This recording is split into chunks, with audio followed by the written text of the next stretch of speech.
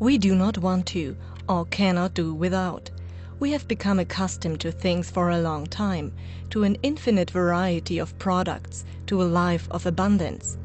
But we do have a real problem. All these things use up too much of what nature provides. Far too much land, water, and raw materials. Too many natural resources.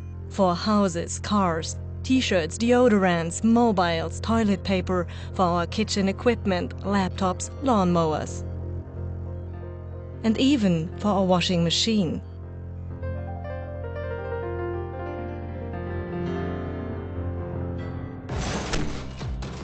With most of these things we merely satisfy our daily wants. With others, however, we greatly exaggerate. Continuously we demand the newest models, huge and fully equipped flats, and journeys to the other end of the world. We want to move ever faster and constantly communicate with other people. We consume an enormous amount of products that we believe make our life easier. Things which we buy, use, throw away, and replace again with ever larger, faster, and better things. No matter whether it's a car, a laptop, or a fashion magazine with 150 pages. Many of the resources removed from nature for producing our products are not contained in them at the point of sale. Enormous quantities of water were used during the production process, energy, and raw minerals. They are in metals, plastics, bricks, and cement, in our entire infrastructure. Additional resources are required when putting products to use: energy, lubricants, detergents, water, and a host of other things.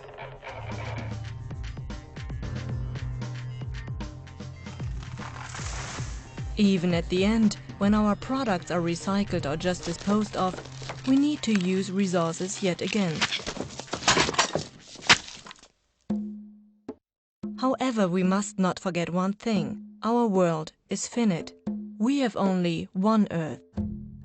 Everything that we humans have created requires materials which we find on our Earth and its ecosystem.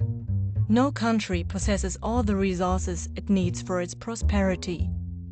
Oil can be found particularly in the Middle East, iron ore in China, and gold in South Africa, for example. Lithium is mined in South America.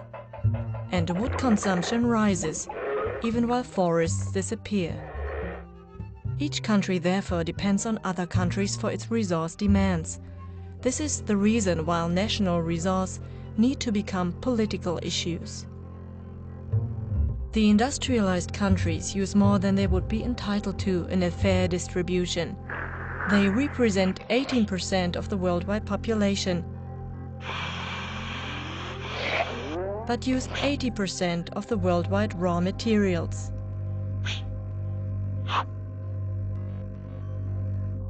Each German uses 60 tons of natural materials for his lifestyle in a year, each American as much as 130 tons. While an Indian in the countryside today uses just 3 tons. Tendency rising.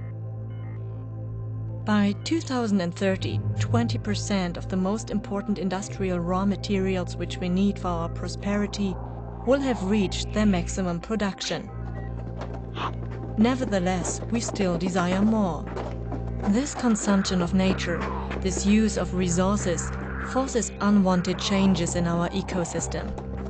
Land use, soil loss, water and material consumption, and the many other negative demands by humans lead to climate change and species extinction. The world that we depend on for our lives is jeopardized. These man-made disturbances of the ecosystem, together with a rapidly growing world population, worsen the situation dramatically.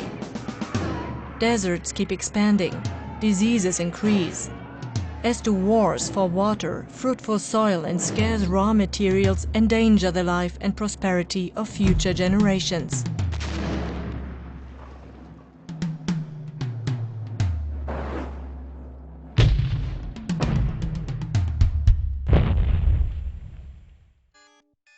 People in the industrialized countries are wasting resources at the expense of people in developing and threshold countries. Western lifestyle is not possible in a global scale because the Earth has not enough resources.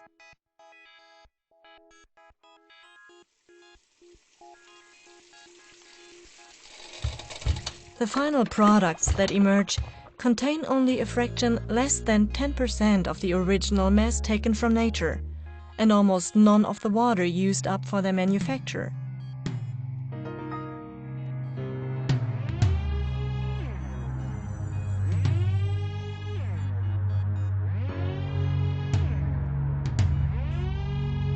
We must rethink and learn to manage the economy sustainably and eco-intelligently. Humankind can ultimately only survive on Earth if we achieve a radical reduction in resource use and consumption by dematerializing the entire economy. But what does this mean for us? We must learn to use less from nature for the same product or the same service. We must increase our resource productivity.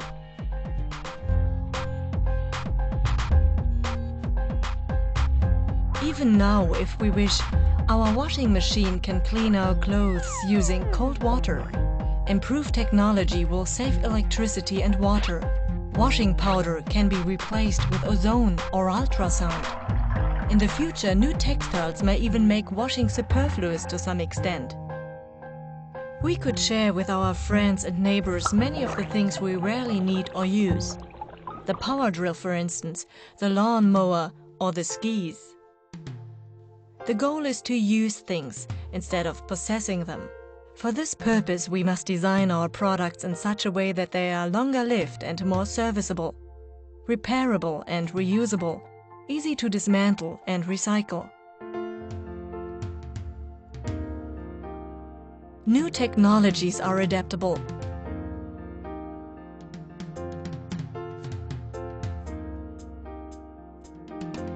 And increasingly replace outdated, inefficient technology.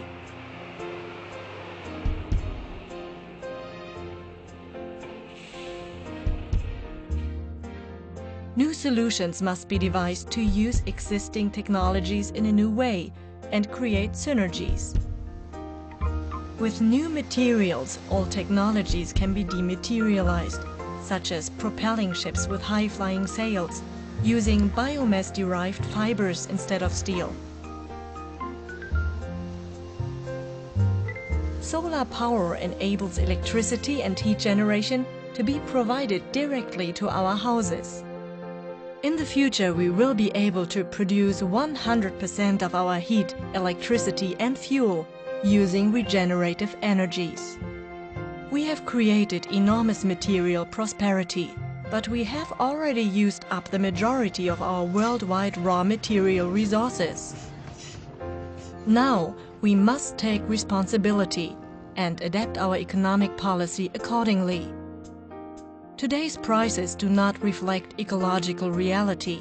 Instead of taxing wages and work, taxes and charges should be levied on resources. Eco-intelligent organization and sustainable design of services, products and infrastructure will provide the same quality of life at a fraction of today's resource consumption.